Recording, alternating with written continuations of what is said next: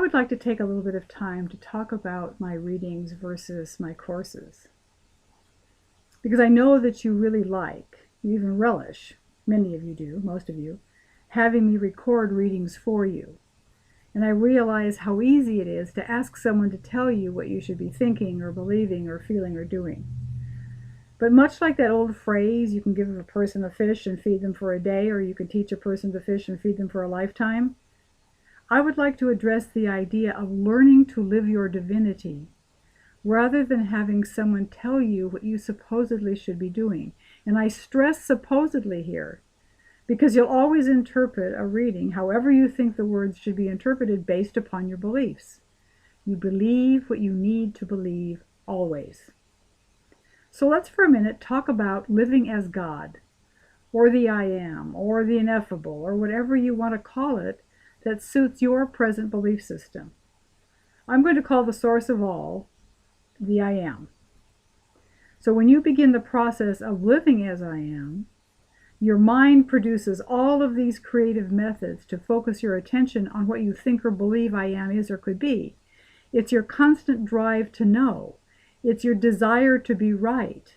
Because being right supposedly means safety and security within the physical nature of the human being. The human being, the physiology, is as much animal as it is spirit. It wants to feel safe, it wants to feel secure, and it wants to be right. Remember, your consciousness arrives in this dimension upon your birth. It comes with you, as you, to play in this field of electromagnetic energy. The knowledge of I Am, or call it God if you wish, whatever, it begins then. And in physical form, you experience this aspect of consciousness that is aware of what it believes it desires or needs or thinks should be. Somewhere along the line, you begin to feel the stirrings within, urging you to change. And these changes begin to happen because life doesn't turn out the way you think it should, based upon your beliefs. Perhaps you ask for a reading from me or someone else. And perhaps you get benefit from it for a moment, or an hour, or a day, or a year. You have the fish, and you're eating it. Now, how about learning to fish for yourself?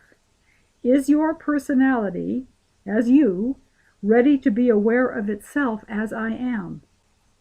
The longer you sit within the silent awareness of I Am, the less you will experience the perceived requirements of the senses. The shoulds, the should-nots, the desires, the needs, the hopes, the anticipations. Here is a way to see the difference between living as the personality you are and living as the divine I Am. You will know when you are living in your mind's relative reality rather than being aware of I Am by observing and witnessing what you are concerned about in your daily life. Any sense of discomfort exists within your reality. It is something that you create.